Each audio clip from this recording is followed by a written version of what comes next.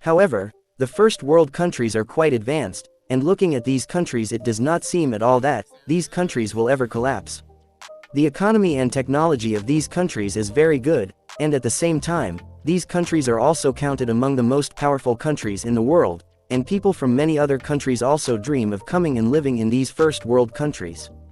But the thing to think about is why these countries are getting ruined despite being so developed, although we have seen many such countries in history, which were very advanced and used to dominate the world, but today the condition of those countries has deteriorated.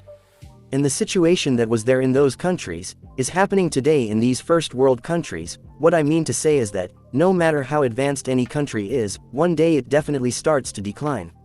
For example, let's look at the Soviet Union, which was the most powerful country at its time, and no one thought that this country would ever end, but as you see, the Soviet Union has now completely ended. But the thing to think about is whether these countries will collapse completely. Then let us tell you that it is not so. These countries are far ahead in economy and technology. The reason for their collapse is something else, and today we will talk about this. We will know what are the reasons due to which these countries are gradually falling apart. So let's move on to our first country, which is United States. The United States, for decades the world's most powerful nation, is now facing a multitude of challenges that threaten its stability.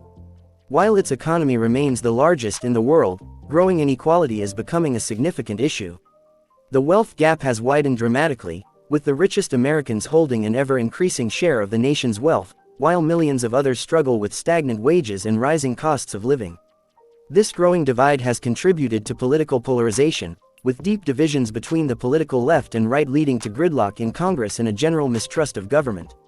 Social unrest has followed, particularly in the wake of movements like Black Lives Matter, which have highlighted issues of racial injustice and economic disparity. Adding to the strain, the U.S. is increasingly vulnerable to climate change, with extreme weather events like hurricanes, wildfires, and flooding costing the country billions each year. These cumulative stresses have led some to wonder how long the U.S. can maintain its dominant position in the world without addressing the underlying issues that threaten its social and economic fabric.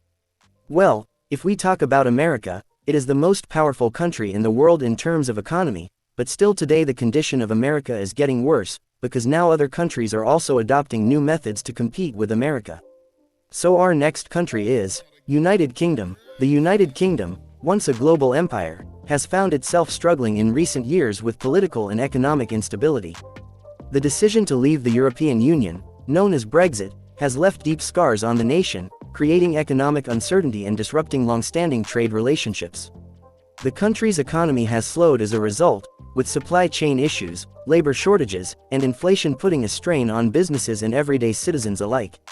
The UK also faces deep political fragmentation, with rising nationalist sentiments in Scotland and Northern Ireland, and the fallout from Brexit has left the country more divided than ever. At the same time, the UK is grappling with significant social inequality. Homelessness, food insecurity, and rising poverty rates have put pressure on public services like the National Health Service, which has long been a source of national pride but now faces crippling workloads and underfunding. The UK's once robust global influence seems increasingly tenuous as the nation navigates these multifaceted challenges. So let's move on to our third country, which is Japan. Japan, often seen as a model of technological advancement and social order, is now confronting an existential crisis that could threaten its future. One of the biggest issues facing Japan is its aging population. With one of the highest life expectancies in the world and a rapidly declining birth rate, the country's demographic makeup is shifting dramatically.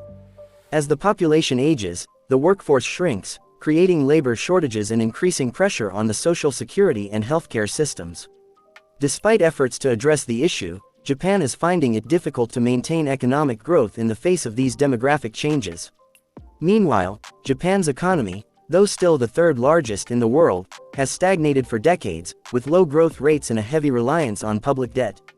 The country also faces frequent natural disasters, including earthquakes and tsunamis, which strain infrastructure and resources, further complicating efforts to maintain national stability.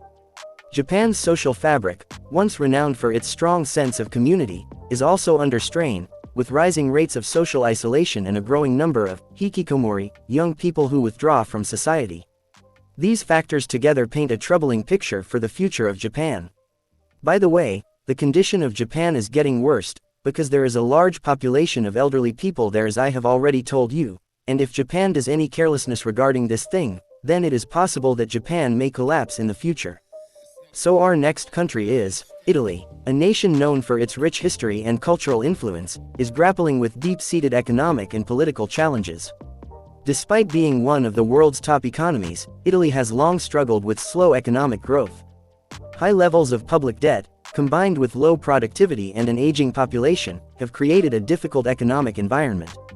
Italy's debt-to-GDP ratio is among the highest in the world, and the country is still feeling the aftershocks of the 2008 global financial crisis, which left its banking system weakened and its economy stagnating. Politically, Italy is no stranger to instability. The country has seen frequent changes in government, and the rise of populist movements has only deepened divisions. The North-South divide remains a major issue, with the northern regions generally more prosperous than the south, leading to significant economic and social disparities. Italy's aging population also presents a major challenge, with fewer young people entering the workforce to replace retiring baby boomers. These factors combined make Italy one of the most vulnerable first world countries in Europe. So our last country is France. A country long seen as a beacon of democracy and cultural sophistication, is facing significant internal challenges that threaten to undermine its stability. Over the years, France has experienced increasing political unrest, with protests and strikes becoming more common as the government's economic policies have faced pushback.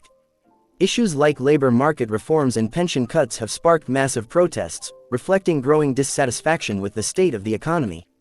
France's economy, while still one of the largest in Europe, has struggled with high unemployment, especially among the youth, and sluggish growth. Social divisions are also growing, particularly around issues of immigration and national identity. The rise of far-right and far-left political movements, each with their own vision of the country's future, has made it difficult to find common ground. Additionally, like many other European nations, France faces the challenge of integrating a large immigrant population, leading to social tensions and unrest in some areas. The country's public debt is also a concern, with borrowing levels rising to unsustainable heights in the wake of the COVID-19 pandemic. These challenges, combined with growing global competition and the pressures of an increasingly interconnected world, suggest that France's future is far from secure. So these were the 5 first world countries of the world, which can collapse in the future, and I have also told you the reason for all this. But now the thing to be seen is what steps will these countries take so that they do not collapse. So friends, what is your opinion in this matter, and what steps should these countries take? Please tell us. So this was today's video. If you have something to say, please comment, and you can also tell me what topic will be in the next video. And if you like this video, then please subscribe the channel. I will keep bringing such videos in future also. See you in the next video.